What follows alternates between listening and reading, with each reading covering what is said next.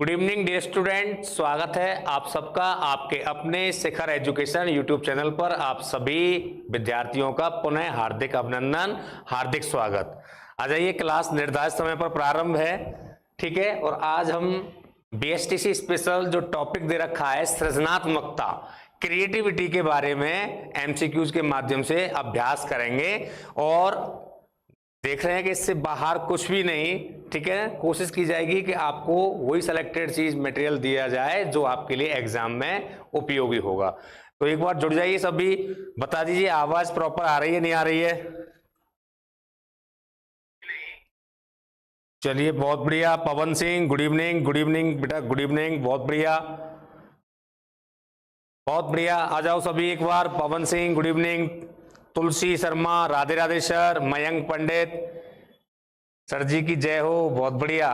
चलिए स्टार्ट करते हैं। आज का पहला प्रश्न ये रहा आपकी स्क्रीन पर। विद्यालय में पाठ्य सहगामी क्रियाओं का सर्वाधिक महत्वपूर्ण उद्देश्य क्या है?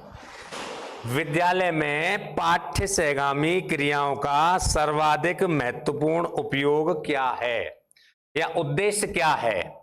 बच्चों का सर्वांगीण विकास करना, पाठ्यचर्या में अभिरुचि का विकास करना, विद्यालय में वातावरण को आकर्षक बनाना या अभिभावक शिक्षक संबंध को सशक्त यानी मजबूत बनाना। तो विद्यालयों में जो पाठ्य सहगामी क्रियाएं होती हैं जिनको इंग्लिश में बोलते हैं को करिकुलम एक्टिविटीज, यानी शैक्षिक गतिविधियों के साथ चलने वाली क्रियाएं, ठीक है ना। शैक्षिक गतिविधियों के साथ, शैक्षिक गतिविधियों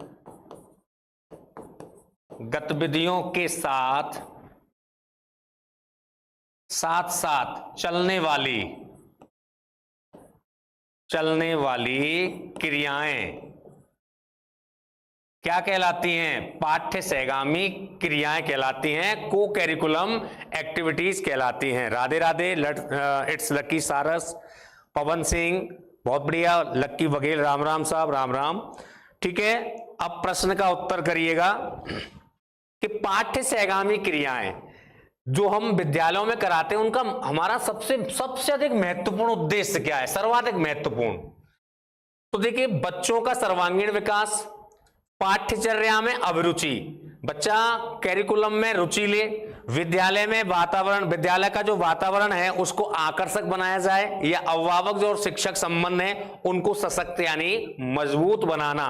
तो इस पहले ही प्रश्न का उत्तर क्या रहेगा कि विद्यालय में जो बेटा पाठ्य सहगामी क्रियाएं होती हैं, वैसे तो ये तीनों ही जो हैं, पाठ्यचर्या में अभिरुचि का विकास करना ये भी ठीक है, विद्यालय में वातावरण को हमें आकर्षक बनाना तो ठीक है, अभिभावक शिक्षक संबंधों को भी इसमें क्या करते हैं, सशक्त बनाना, ठीक है। लेकिन सबसे महत्वपूर्ण कौन सा है कि पाठ्य सहगामी क्रियाओं का जो मुख्य उद्देश्य है वो क्या है? बच्चों का सर्वांगीण विकास। तो इस सर्वांगीण विकास शब्द में सब कुछ शामिल हो जाता है, ठीक है ना। आंसर किया करो, क्वेश्चनों के आंसर दिया करो। और एक बार जितने भी विद्यार्थी जुड़ गए हैं वो अपने अपने फ्रेंड्स को सूचित कर दिया करो कि क्लास प्रारंभ हो गई है, ठीक है ना। सूचित जरूर कर दिया करो। हाँ बिल्कुल पवन सिंह, ए आंसर। दीक्षा शर्मा बहुत बढ़िया, नमस्ते बेटा, नमस्ते, ठीक है ना। चलिए, बहुत ही अच्छा प्रश्न है। पाठ्य सहगामी, तो पाठ्य सहगामी का मतलब शैक्षिक गतिविधियों के साथ साथ चलने वाली क्रियाएं। अब देखो पाठ्य सहगामी क्रियाएं क्या होती हैं, जैसे अपन सांस्कृतिक कार्यक्रम कराते हैं, सांस्कृतिक कार्यक्रम, कल्चर इवेंट होते हैं स्कूलों में, वो आपके पाठ्य सहगामी क्रियाओं में आएगा। जैसे अपन वाद विवाद प्रतियोगिताएं कराते हैं, डिबेट, वाद विवाद, वो आपकी किस में आएगा? आपके पाठ्य सहगामी में। जैसे कोई भी प्रतियोगिताओं का आयोजन करते हैं, खेल प्रतियोगिता है, सांस्कृतिक प्रतियोगिताएं हैं, आपके महापुरुषों की जयंतियां हैं, ये सब किस में आते हैं? सह शैक्षिक गतिविधियों में आते हैं, जो हमारे शैक्षिक वातावरण को समुचित बनाने का काम करते हैं। और इन सह शैक्षिक गतिविधियों का मुख्य उद्देश्य क्या होता है? स्टूडेंट का, विद्यार्थी का सर्वांगीण विकास करना, ठीक है ना। नीतू बघेल राधे राधे बेटा, राधे राधे। आर चौधरी बहुत बढ़िया। चलिए आगे देखें अगला प्रश्न। नवीन मौलिक एवं उपयुक्त विचारों या कार्यों को उत्पन्न करने की योग्यता संबंधित है। अधिगम से, सृजनात्मकता से, नेतृत्व से या अनुमानी चिंतन से नवीन, मौलिक एवं उपयुक्त विचारों या कार्यों को उत्पन्न करने की योग्यता क्या कहलाती है? क्या अधिगम से, सृजनात्मकता, नेतृत्व से, अनुमानी चिंतन, ये योग्यता किससे संबंधित है? नवीनता, मौलिकता, उपयुक्त विचार या कार्यों को उत्पन्न करने की योग्यता, ये एबिलिटी किससे संबंधित है? बहुत बढ़िया, इट्स लकी, बहुत बढ़िया। दीक्षा शर्मा 2, मयंक पंडित जी 2, पवन सिंह बी, तुलसी शर्मा बहुत बढ़िया, आंसर 2, बहुत बढ़िया, क्या बात है, बहुत बढ़िया। अब देखो, अब ऐसे आंसर देते तो अच्छा लगता है, बहुत बढ़िया। क्या बोलते हैं भैया, खूब पढ़ाया हुआ है, नवीनता, मौलिकता, नमनीयता, विस्तारण, कल्पनाशीलता, जिज्ञासा प्रवृत्ति, ये सब जो गुण हैं वो किससे संबंधित हैं? हमारी सृजनात्मकता यानी क्रिएटिविटी से। तो राइट आंसर क्या हो जाएगा? क्रिएटिविटी। अधिगम को मैंने आपको बताया हुआ है कि व्यवहार के कारण, व्यवहार में जो हमारा स्थायी परिवर्तन होता है उसको अधिगम कहते हैं। ठीक है साहब।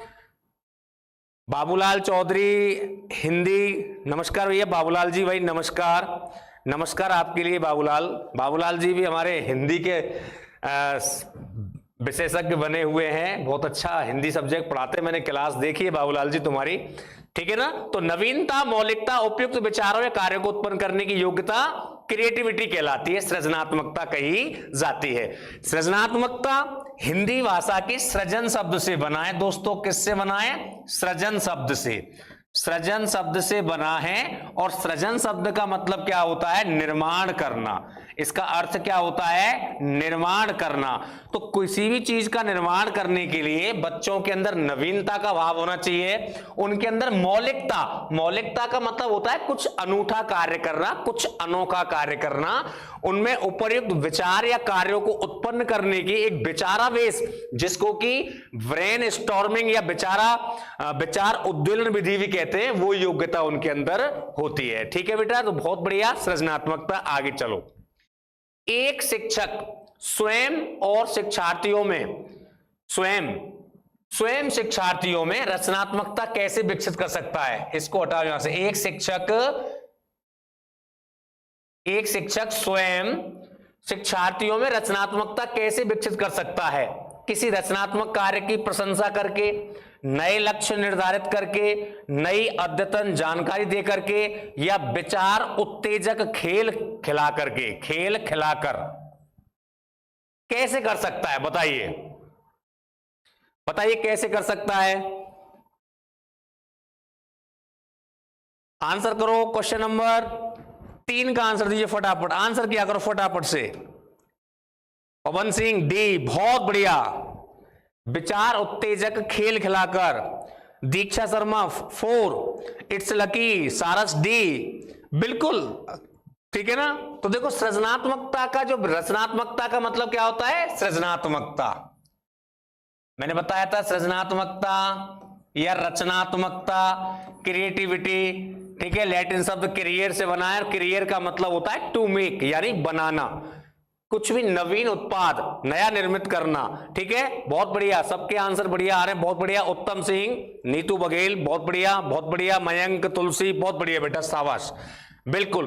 तो शिक्षार्थियों में अगर हमें रचनात्मकता विकसित करनी है तो भैया उसको ऐसे खेल खिलाओ, विचार उत्तेजक खेल। जैसे मैंने आज ही आपको पढ़ाया था कि अगर आपको भारत देश का प्रधानमंत्री बनाया जाए तो आप क्या करोगे?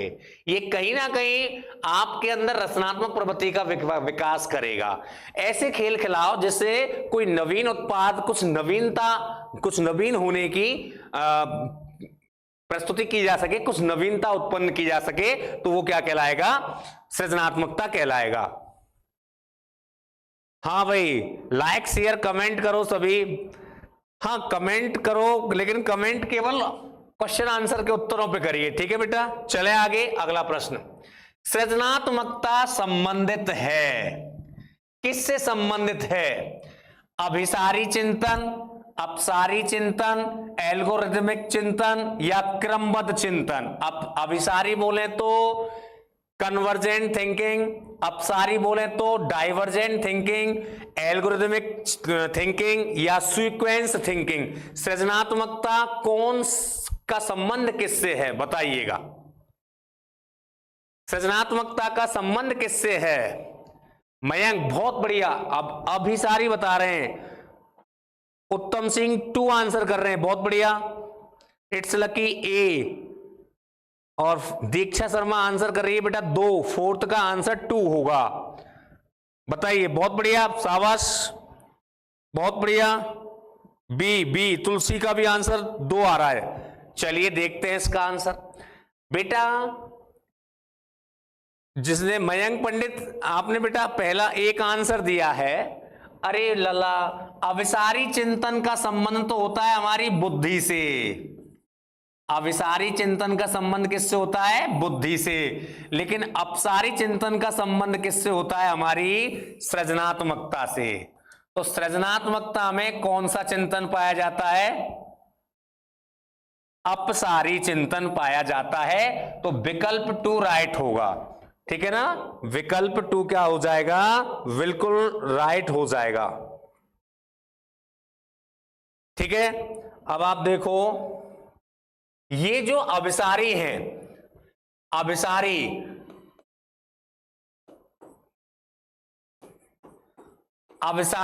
और अपसारी, ये जो दोनों शब्द दिए हैं, ये दोनों पद किसने दिए? मैंने आपको बताया है जेपी गिलफोर्ड के द्वारा। ये दोनों पद किसके द्वारा दिए गए हैं? JP Guilford. अभिसारी का संबंध इंटेलिजेंस बुद्धि से होता है, और अपसारी का संबंध यानी डाइवर्जेंट थिंकिंग, चीजों को डाइवर्ट करना, चीजों को विस्तारित करना, ये गुण क्या कहलाता है? क्रिएटिविटी कहलाता है। तो विकल्प 2 इज राइट होगा, ठीक है। चलें आगे, बढ़े आगे। अगला देखो, टॉरेंस के अनुसार, टॉरेंस के अनुसार सृजनात्मकता के आयाम हैं। टॉरेंस के अनुसार, लॉरेंस टॉरेंस के अनुसार सृजनात्मकता के आयाम कौन कौन से हैं? मौलिकता, लचीलापन, धारा प्रवाहिता, नवीनता, अभिप्रेरणा, लचीलापन, मौलिकता, वांछनीयता, उपयोगिता, या नवीनता, उत्पादकता, अभिप्रेरणा। बताओ इस प्रश्न का उत्तर। बहुत बढ़िया, बहुत बढ़िया, बहुत बढ़िया। पवन सिंह ए, 5th का आंसर ए। दीक्षा शर्मा ए, वंदना डांगुर ए, बहुत बढ़िया ए। तुलसी शर्मा ए, क्या बात है, बहुत बढ़िया। पवन सिंह ए, आर चौधरी ए, बहुत बढ़िया, बहुत बढ़िया, बहुत बढ़िया। नीतू ए, उत्तम ए, ए, बिल्कुल।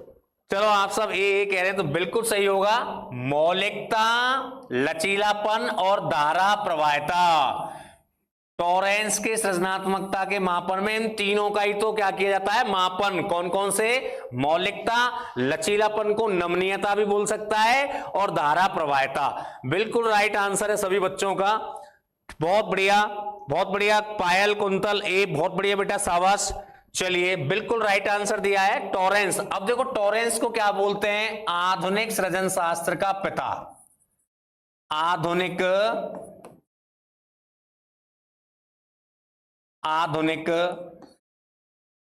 सृजन शास्त्र का पिता। सृजन शास्त्र का पिता, ये किसको बोलते हैं? टॉरेंस को बोलते हैं, ठीक है। और वैसे सृजनात्मकता के पिता कौन है? फ्रांसिस गाल्टन है। कौन है बेटा? गाल्टन है। सृजनात्मकता क्या है? एक तरह का एक पागलपन है, एक तरह की एक दैविक प्रेरणा है, एक तरह का एक कॉस्मिक जीवन है। सृजनात्मकता वह गुण है जिससे बालक कुछ नवीन चीजों का, कुछ नवीन विचारों का क्या करता है? निर्माण करता है। तो बेटा उसी को क्या बोलते हैं? क्रिएटिविटी। तो टॉरेंस के अनुसार क्या हो जाएंगे? मौलिकता, लचीलापन और धारा प्रवाहिता। बिल्कुल राइट आंसर। आगे बढ़ो। कौन सा सृजनात्मकता को विद्यार्थियों में प्रोत्साहित करता है। कौन सी ऐसी विधि है जो क्रिएटिविटी को विद्यार्थियों में क्या करेगी, प्रोत्साहित? व्याख्यान विधि या आज्ञाकारिता, मस्तिष्क उद्वेलन या अनुशासन? कौन सी विधि है जो सृजनात्मकता को मोटिवेट करेगी, प्रोत्साहित करेगी? सर आज तो अच्छा बेटा, बहुत बढ़िया मयंक, बहुत बढ़िया। बताइए क्या हो जाएगा? इस प्रश्न का राइट आंसर करते चलो बेटा, क्या हो जाएगा? 6 का आंसर 3 दीक्षा शर्मा, वंदना डांगोर। सी मस्तिष्क उद्वेलन, उत्तम सिंह, बहुत बढ़िया। बिल्कुल बेटा क्या हो जाएगा? मस्तिष्क उद्वेलन, ठीक है ना। ब्रेन स्टार्मिंग, ब्रेन स्टार्मिंग बोलते हैं इसको। और इस विधि का जनक कौन है? आशबॉर्न। इसका जनक कौन है बेटा? आशबॉर्न है, आशबॉर्न, आशबॉर्न, ठीक है ना। मस्तिष्क उद्वेलन विधि को एक और नाम से जानते हैं, मानसिक विप्लव। इसको बोलते हैं बेटा मानसिक विप्लव के नाम से भी जानते हैं, याद रखना, मानसिक विप्लव विधि भी इसको कहते हैं। इसमें बच्चों के साथ में विचार उत्तेजक क्रियाएं कराई जाती हैं, विचार प्रस्तुत करने के अवसर दिए जाते हैं। तो वो कौन सी विधि है? ब्रेन स्टार्मिंग विधि, जिसके जनक कौन है? आशबॉर्न। तो सृजनात्मकता को प्रोत्साहित करने के लिए कौन सी विधि है? मस्तिष्क उद्वेलन। अब देखो व्याख्यान, व्याख्यान में तो जो सामने वाला आपका वक्ता होता है वो तो एक्टिव रहता है, ऑडियंस क्या रहती है? निष्क्रिय। तो वहां तो कोई क्रिएटिविटी का माहौल बनेगा ही नहीं। चलो आगे अगला प्रश्न देखो। यदि एक विद्यार्थी देर से आ रहा है तो अध्यापक को चाहिए कि, मतलब कोई भी छात्र है स्कूल में कोचिंग में पढ़ने देरी से आ रहा है तो टीचर को क्या करना चाहिए? उसको घर भेज दे, कालांश पूर्ण होने के बाद कारण जाने, प्रधानाध्यापक को सूचित करें कि साहब फलाना बच्चा लेट आया हो, या देर से आने पर ध्यान ही नहीं दे, हमारी तरफ से कभी यार कभी जा, आओ तो वेलकम, ना आओ तो भीड़ कम। बताओ क्या राइट आंसर क्या होगा? टीचर अवेयरनेस, शिक्षक सजगता टॉपिक से ये लिया गया क्वेश्चन है। बताओ विद्यार्थी देर से आ रहा है तो अध्यापक क्या करेगा? आप अध्यापक हो तो क्या करेंगे? 7 का आंसर 2 बी, नीतू, पायल, तुलसी, उत्तम, लकी, वंदना डांगोर, बहुत बढ़िया, बिल्कुल बहुत बढ़िया। प्रीति, मीना 2, शाबाश। अपने अपने फ्रेंड्स को क्लास को शेयर जरूर कर दिया करो, उनको बताओ कि चलो क्लास शुरू हो गई है, क्लास देखते हैं, ठीक है ना। और जिसने सेशन को लाइक नहीं किया वो लाइक किया करो, शेयर कर दिया करो, ठीक है, बहुत बढ़िया। डी डी डी डी, बहुत बढ़िया। पवन सिंह कह रहा है सर 7th में डी बता रहा है पवन सिंह, डी। अब कैसे डिलीट कर रहे हो? देर से आने पर ध्यान ही नहीं देंगे, हमारी तरफ से कभी आ, नो। इसका मतलब आप एक रेस्पॉन्सिबल टीचर नहीं हो। इसका मतलब टीचर क्या है? रेस्पॉन्सिबिलिटी लेने से बच रहा है, ठीक है ना भैया। सबसे पहले उसको घर भेज दें, नहीं साहब। कालांश पूर्ण होने के बाद कारण जाने, ठीक है। प्रधानाध्यापक को सूचित करें, नहीं, क्योंकि प्रधानाध्यापक के पास तो ऑलरेडी बहुत सारी जिम्मेदारियां होती हैं, तो थोड़ी बहुत रेस्पॉन्सिबिलिटी तो हम टीचरों को भी लेनी चाहिए, ठीक है ना। तो ये भी गलत हो जाएगा। देर से आने पर ध्यान ही नहीं दें, ये भी चीज गलत होगी। तो आप क्या करेंगे? आप कालांश पहले पूरा हो जाने दो, क्योंकि अगर आप बीच में ही बच्चे को टोकोगे तो इससे क्या होगा? कहीं ना कहीं जो आपका पढ़ाने का फ्लो है ना, समय, वो बेकार जाएगा। तो पहले कालांश पूरा हो जाने दो, बाद में उसको बुलाओ बाहर कि बेटा तू किस तरह क्यों लेट आता है, क्या कारण था, कैसे देर हो गया, कैसे, ठीक है। तो क्या करेंगे? कालांश पूर्ण होने के बाद आप उससे कारण जानेंगे। गलती से हो गया था, कोई बात नहीं, चलो आगे पढ़ो। सृजनशीलता के पोषण हेतु एक अध्यापक को अपने विद्यार्थियों को रखना चाहिए। कैसे रखना चाहिए? कार्य केंद्रित यानी वर्क फोकस, कार्य केंद्रित, लक्ष्य केंद्रित, work focus and goal focus, या ओनली गोल फोकस लक्ष्य केंद्रित, या पुरस्कार? बताइए क्या करेंगे? सृजनात्मक सृजनशीलता के पोषण, पोषण का मतलब होता है विकास करना। सृजनात्मकता के विकास के लिए एक टीचर को अपने विद्यार्थियों से क्या करना चाहिए? उसको कैसे रखना चाहिए, कार्य केंद्रित एवं लक्ष्य केंद्रित या पुरस्कार प्रेरित? बताओ क्या करेंगे? बी कार्य केंद्रित, लक्ष्य केंद्रित। 8 का आंसर 2, 8 का आंसर 2 बेटा 8 का आंसर 2 आप सब लोग दे रहे हो एक दूसरे का कट कॉपी पेस्ट मार करके, 2 गलत है। सृजनशीलता के पोषण के लिए, विकास के लिए अध्यापक को विद्यार्थियों के लिए कार्य करने के ज्यादा से ज्यादा अवसर देने चाहिए कि बेटा आप इस काम को करो, आप इस कार्य को स्वयं करो। तो क्या करेंगे? कार्य केंद्रित रखेंगे। क्या रखेंगे उसको? कार्य केंद्रित। अच्छा प्रश्न है, याद रखना। सृजनशीलता के पोषण हेतु एक अध्यापक को अपने विद्यार्थियों को क्या रखना चाहिए? कार्य केंद्रित, अपने कार्य पर ध्यान दें। प्रियांशु पंडित जी, गुरुजी के चरणों में प्रणाम। नमस्कार नमस्कार प्रियांशु, नमस्कार। ठीक है ना, आज तो तेरा सही नाम पढ़ दिया मैंने प्रियांशु। देर आए हो, देरी से आए हो, चलो देर आए दुरुस्त आए। ठीक है, तो सृजनशीलता के पोषण के लिए अध्यापक क्या करेगा? कार्य केंद्रित, छात्रों को क्या रखेगा? लक्ष्य की तरफ फोकस नहीं, कार्यों में एंगेज रखेगा, कार्यों में। चलिए आगे देखते हैं। शिक्षक सृजनात्मक बालकों की पहचान किस प्रकार कर सकते हैं? स्वतंत्र निर्णय क्षमता से, जिज्ञासा से, मौलिकता से, उपरोक्त सभी से। सृजनात्मक बालकों की पहचान, कल भी शायद ये प्रश्न मैंने आपको पूछा है, कल वाली क्लास में भी, आज दोबारा रिपीट हो गया है। कोई बात नहीं, देखते हैं कल का आपको याद है क्या, बताइए। शिक्षक सृजनात्मक बालकों की पहचान किस प्रकार कर सकते हैं? स्वतंत्र निर्णय क्षमता से, जिज्ञासा से, मौलिकता से, उपरोक्त सभी से। कैसे कर सकते हैं? 4th उपरोक्त सभी, डी 9th का आंसर 4, उत्तम सिंह 4। क्यों भैया, आप इस सरकारी ऑप्शन से भ्रमित हो जाते हैं क्या? है ना, शिक्षक सृजनात्मक बालकों की पहचान कैसे करता है कि ये बालक सृजनशील है। स्वतंत्र निर्णय क्षमता तो प्रतिभाशाली बालक में भी होती है, कल भी मैंने चर्चा की थी। ठीक है, जिज्ञासा प्रवृत्ति हर तरह के बालक में मिलेगी, चाहे वो मंद बुद्धि बालक हो या सामान्य बुद्धि बालक हो या सृजनशील बालक हो या विशिष्ट बालक हो या बाल अपराधी बालक हो, हर बालक में जिज्ञासा मिलती है। लेकिन सृजनात्मकता का मतलब होता है हम जब कोई नया कुछ अनोखा कार्य करते हैं तो अनोखा शब्द का अर्थ निकलता है मौलिकता, यानी इसको बोलते हैं अनूठा कार्य, कुछ अनोखा कार्य करना। ठीक है ना, तो यहां सृजनात्मक बालकों की पहचान उसके कौन से गुण से होगी? मौलिकता से होगी। कल भी मैंने ये प्रश्न दिया था और आज इसको रिपीट किया है, उसके बावजूद आप गलत आंसर दे रहे हो। ठीक है ना, तो क्या आंसर हो जाएगा इसका? मौलिकता से। किससे करेंगे? मौलिकता से। अच्छा प्रश्न है, ध्यान रखिएगा। नेक्स्ट देखो अगला, सृजनशीलता के पोषण के लिए एक अध्यापक को निम्न में से किस विधि की सहायता लेनी चाहिए?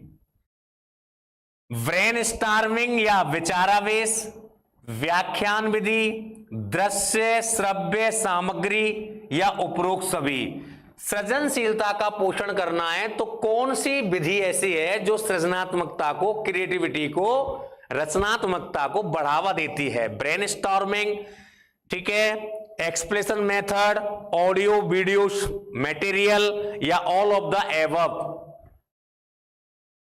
बताइए आंसर। सी, दृश्य श्रव्य सामग्री।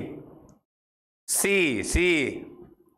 एक ने स्टार्ट कर दिया, वंदना डांगोर 1, 10 का answer 1, Neetu 3, A R Chaudhary A, बहुत बढ़िया। अभी जस्ट पढ़ाया था मैंने कि सृजनशीलता के पोषण के लिए अध्यापक देखो कौन कौन सी विधियां, एक तो ब्रेनस्टॉर्मिंग विधि है, ठीक है ना, ब्रेनस्टॉर्मिंग है। एक आपकी समस्या समाधान विधि है, समस्या समाधान। तो समस्याओं का समाधान करने विधि में भी बच्चों की क्रिएटिविटी का विकास होता है।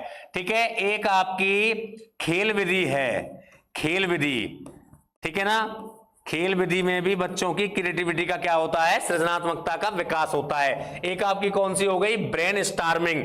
व्याख्यान विधि, अब मैं व्याख्यान दे रहा हूं तो आप क्रिएटिव नहीं बन रहे हो, व्याख्यान दृश्य श्रव्य सामग्री में हमें क्रिएटिविटी नहीं बनती, बल्कि हमारे जो ज्ञानेंद्रिय होती है ना उनको इन्वॉल्व किया जाता है। तो राइट आंसर क्या हो जाएगा? ओनली ब्रेन स्टॉर्मिंग विधि, विचारावेश। और जनक कौन है इसके? आसवर्ण। आसवर्ण इस विधि के क्या माने जाते हैं? प्रतिपादक माने जाते हैं। चलो आगे, सृजनशीलता को परिभाषित किया जा सकता है। टॉपिक का नाम आज का क्या है? क्रिएटिविटी, यानी क्रिएटिविटी टॉपिक से है। कल नए टॉपिक से क्वेश्चन लेंगे। आपके सिलेबस में 6 टॉपिक दे रखे हैं, 6 टॉपिकों का हम क्या कराएंगे? रिवीजन।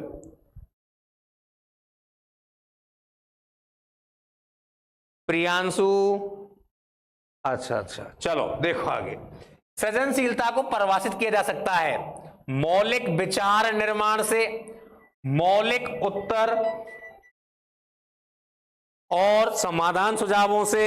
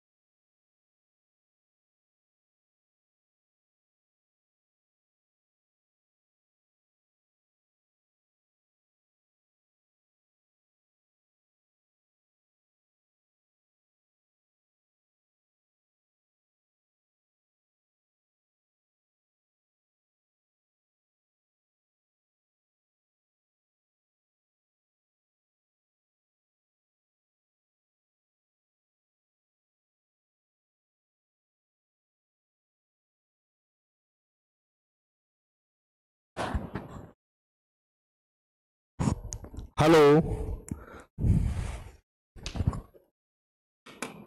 हेलो हेलो हेलो, आ रही है ना? अब तो आ रही है।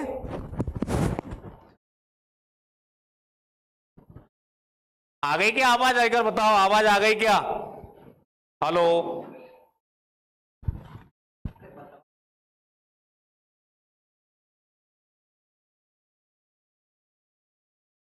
आ गई आ गई आ गई आ गई, बहुत बढ़िया। चलिए, आ गई तो बहुत अच्छी बात है। आप सृजनात्मकता के विकास हेतु कौन सी शिक्षण विधि अपनाएंगे? ये तो दोबारा रिपीट हो गया।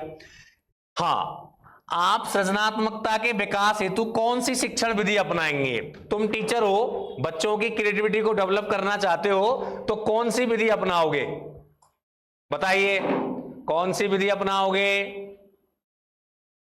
समस्या समाधान विधि, कहानी विधि, व्याख्यान विधि, व्यक्ति इतिहास विधि, कौन सी विधि अपनाओगे? हाँ सर, आ गई प्रीति, बहुत बढ़िया। दीक्षा शर्मा कह रही है सर एक। हाँ गुरुजी, दीक्षा बहुत बढ़िया। उत्तम सिंह 12 का 1, पवन सिंह ए, तुलसी शर्मा ए। सर पहले वाला भी क्वेश्चन दोबारा करा दो। ओके, पहले वाला क्वेश्चन दोबारा करा दें। लो बेटा, दोबारा करा देते हैं। सृजनशीलता को परिभाषित किया जा सकता है, तो सृजनशीलता को अपन मौलिक विचारों से, समाधान शक्ति से और उत्तर निर्माण, ये तीनों ही जो चीज है ना वो क्रिएटिविटी में शामिल होती है। तो क्रिएटिविटी का मतलब है मौलिक विचार, समाधान और उत्तर निर्माण। ठीक है, क्वेश्चन नंबर 12 में सृजनात्मकता के विकास के लिए अभी मैंने आपको बताया था कौन कौन सी विधियां लिखाई थी। देखो, समस्या समाधान विधि, ब्रेन स्टॉर्मिंग विधि, खेल विधि। अब यहां पर आप देखो क्या पूछ रहा है कि सृजनात्मकता के विकास में कौन सी शिक्षण विधि अपनाएंगे, तो यहां पर कौन सी अपना लेंगे? समस्या समाधान विधि। कौन सी विधि अपनाएंगे? समस्या समाधान, बिल्कुल राइट है, बहुत बढ़िया। आगे चलो, आगे बढ़ो। किस मनोवैज्ञानिक का विचार है कि सृजनात्मकता का शिक्षण नहीं हो सकता है? सरलीकरण के लिए सृजनात्मकता चिंतन में बाधक तत्वों को दूर किया जाना चाहिए, यह कथन किसका है? कौन सा ऐसा मनोवैज्ञानिक है जो ये मान रहा है कि सृजनात्मकता का शिक्षण तो नहीं हो सकता, लेकिन सरलीकरण के लिए सृजनात्मक चिंतन में बाधक तत्वों को दूर किया जाना चाहिए? यह कथन किसने दिया है? स्टेटमेंट है ये, और ये स्टेटमेंट कौन से मनोवैज्ञानिक ने दिया है? क्यूबी ने। याद रखना, यह कथन किसने दिया है? क्यूबी ने। ठीक है ना?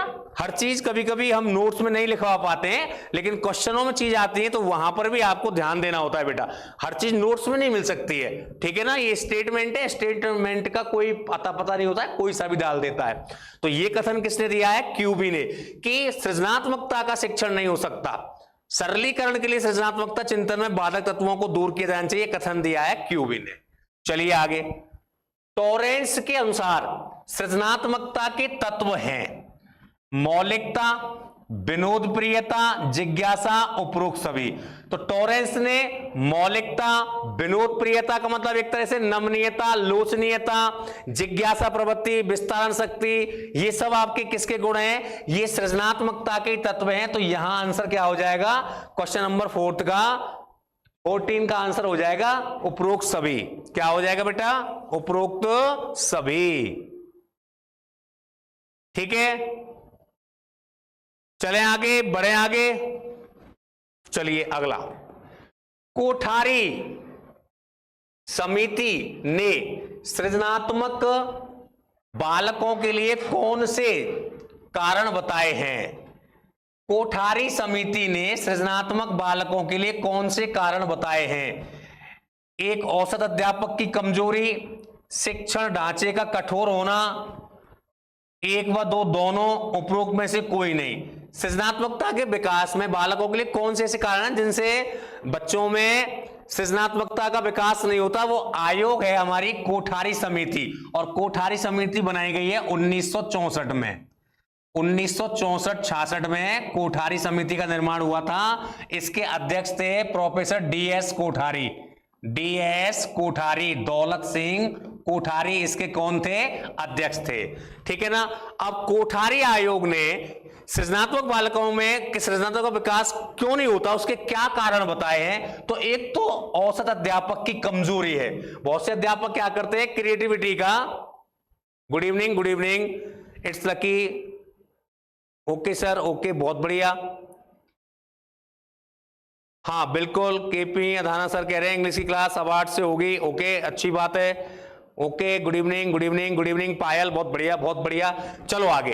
तो देखो, औसत अध्यापक की एक तो कमजोरी और एक हमारे शिक्षण ढांचे का कठोर होना। यानी बच्चों में, मैंने स्टार्टिंग में आपको थ्योरी में लिखाया है कि सृजनात्मकता का दमन कैसे होता है, कि एक तो अध्यापक की कमजोरी हो, वो बच्चों को अवसर ही नहीं दे रहा उसकी क्रिएटिविटी को डेवलप करने का, तो वो भी कहीं ना कहीं बच्चों में सृजनात्मकता का दमन का कारण बनता है। और एक हमारे शिक्षण ढांचे का ही बड़ा कठोर होना, यानी अगर अध्यापक स्ट्रिक्ट है, बच्चों को मौका ही नहीं दे रहा है, उल्टा उनकी क्रिएटिविटी, तो इससे क्या हो जाएगा? उनकी क्रिएटिविटी का दमन होगा। ठीक है? तो यहां में एक औसत अध्यापक की कमजोरी और शिक्षण ढांचे का कमजोर, यानी 1 और 2 दोनों ही उत्तर हो जाएंगे। रोहित राज, सिंसनी, राधे राधे सर, राधे राधे बेटा रोहित, राधे राधे। ठीक है, चलिए 15 का 3 बिल्कुल सही आंसर बता रहे हैं, बहुत बढ़िया। आगे चलो। अशाब्दिक सृजनात्मक परीक्षण के अंतर्गत कितने उप परीक्षण आते हैं? अशाब्दिक सृजनात्मक परीक्षण के अंतर्गत कितने उप परीक्षण आते हैं? आज ही पढ़ाया आपने, 1, 3, 2, 4। ठीक है ना? बाकर मेहंदी का सृजनात्मक परीक्षण, सृजनात्मक परीक्षण आज ही पढ़ाया है मैंने आपको।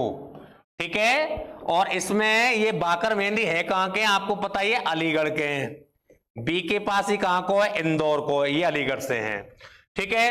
अब बता दो, याद आ गया होगा। 1, 3, 2, 4।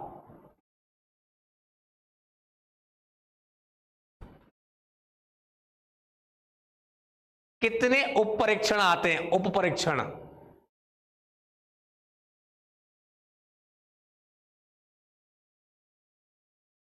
बताइए, क्या हो जाएगा आंसर? पाकर मेहंदी के परीक्षण में कितने उप परीक्षण आते हैं?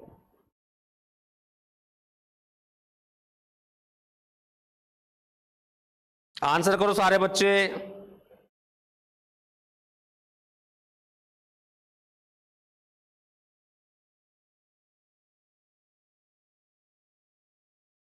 हाँ जी, कितने आते हैं? 2 मतलब 3, 2 मतलब 3, बहुत बढ़िया।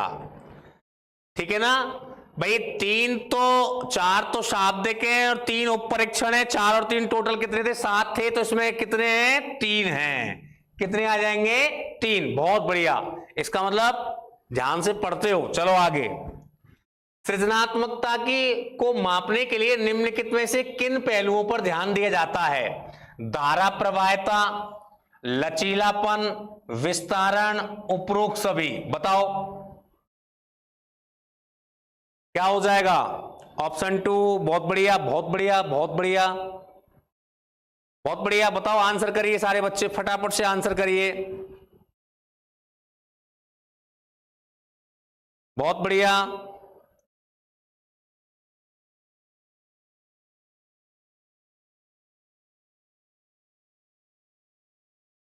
बहुत बढ़िया, आंसर करो, शाबाश। बिल्कुल, D D D D D, उपरोक्त सभी।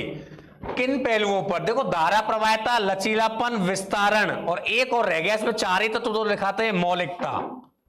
ठीक है ना, मौलिकता। ये सृजनात्मकता के क्या हैं? पहलू हैं। 4 पहलू होते हैं, धारा प्रवाहिता, फ्लुएंसी, लचीलापन, फ्लेक्सिबिलिटी, विस्तारण, आपका एक्सटेंशन और मौलिकता। ये 4 तत्व होते हैं। बिल्कुल राइट है। चलो आगे। भारत में सृजनात्मक परीक्षण की स्थापना किसने की थी? इनमें से आज ही पढ़ाया क्लास में, पाश्चात्य पढ़ाए थे, विदेशी पढ़ाए थे और आपको भारतीय बताए थे। इनमें से आपको कौन सा भारतीय दिख रहा है? पाकर मेहंदी, मेहता, चंद्रमोहन भाटिया, स्वामी विवेकानंद। है तो चारों ही भारतीय, पर सृजनात्मकता के परीक्षण में जो भारतीय है उसका नाम बताओ। क्वेश्चन नंबर 18, बताओ कौन है? बहुत बढ़िया, दीक्षा शर्मा सबसे पहले आंसर दे रही है, बहुत बढ़िया।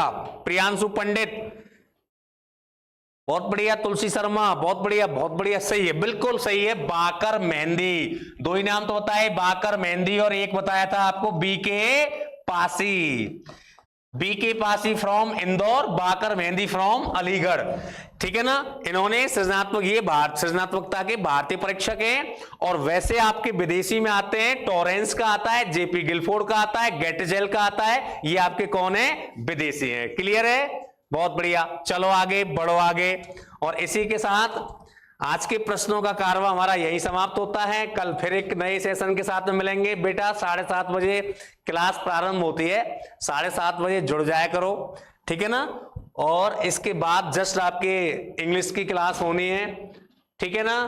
मेहनत करते चलो, लहरों से चल के नौका पार नहीं होती, और कोशिश करने वालों की कभी हार नहीं होती। ठीक है। मुश्किलें दिल के इरादे आजमाती हैं, स्वप्न के पर्दे निगाहों से हटाती हैं, मत हार गिरकर ओ मुसाफिर की ठोकरें इंसान को चलना सिखाती हैं। ठीक है। तो बस हंसते रहो, गाते रहो, गुनगुनाते रहो। ठीक है। याद रखना, मस्त रहा करो, पढ़ाई का प्रेशर नहीं लेना है, अच्छे से तैयारी करके समझ के चीजों को चलना है। कोई खास ऐसा कठिन काम नहीं है जो तुम लोग नहीं कर सको। ठीक है। ओके बेटा, थैंक यू।